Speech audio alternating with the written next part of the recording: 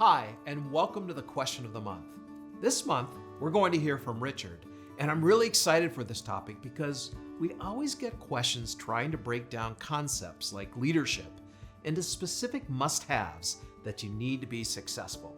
So Richard, this month's question is this: what are the 3 things you need to be a successful leader? Well, I think one of the first things is emotional intelligence. And you know, a lot of people talk about emotional intelligence. Right. And you and I know how important that is. I mean, you can know a lot about management, but if you're not actually self-aware or aware of the environment or aware of the cues coming from your staff, from your managers, I mean, you cannot possibly create a culture that's sensitive. I mean, you and I, between us, over the years, we've talked about this. Right. Hey, Richard, have you thought about it? I mean, I've noticed, and you pick up some clue or some cue or somewhere, Right. and we talk about the feelings and the thoughts and the vibe, Yes.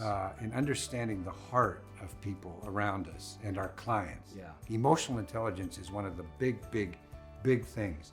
Then a system and structure that supports success. A system and structure that supports success is so important to be successful.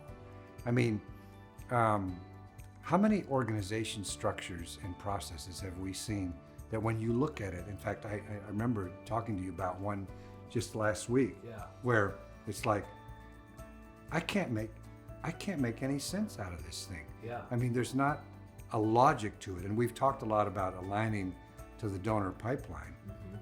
But that's one area. I mean, the other area is just like, does it actually make sense? Like if you take the program area, Right. does it talk about, is it organized in such a way to not only execute the programs, but to deliver the outcomes? How many situations have we seen So where many. there's no outcomes? A lot of times what we see from weak leaders is that they create structures and program heads based on personalities or stronger personalities, right? So they created systems around people because they've been around a long time or they don't know how to confront those people. And so they allow them all this power and they mess things up because the leader doesn't want to really deal with it. Well, it's got a lot of conflict. And sometimes if you're going to have conflict with one of those people that's been around for 1,000 years, you actually might lose something in a short term. Right. But I mean, we've always suggested like just zero base the whole structure, zero base it, and say, is this the right way to do things? Right. Is this the right way to do things in order to be successful? It's very important in terms of success. And then the other thing that you and I have talked about so much is this whole thing of setting up an environment of accountability. I mean, you and I, in our personal lives, in our relationship, have held each other accountable. Yeah. Like, it's, hey, you know, look, you just did that, or you just said that, Right. or did you do that?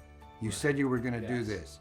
And it creates, after you create a level of trust, which you've done because you have emotional intelligence, you have a system that's accountable. That's right. And people feel more comfortable. Who doesn't actually, I mean, once you kind of settle it down and you realize that someone's not going to punish you, who doesn't want accountability? You can be your better self when you're accountable. Exactly. So I think those are the 3 things: emotional intelligence, Yes. setting up a structure for success, and then setting up accountability. Those are the 3 things that I think could spell out how to do it best. This was great, and I hope you're feeling inspired and less overwhelmed about what you need to focus on to be a successful nonprofit leader. If you want to dive deeper into how you implement a system and structure to support your fundraising strategy, you'll want to check out our certification course for fundraising managers and leaders. This 8-module course covers how to create a culture of philanthropy by creating systems for accountability, reporting, and metrics, with a focus on your role in fundraising. It's packed with tools and strategies that you need to lead your organization well. Plus, when you complete it, you'll earn 36 CFRE credits and become a Veritas Scholar. You can learn more about this course and find dates for upcoming sessions by clicking on the button below or the link in this post. Thank you and see you next time.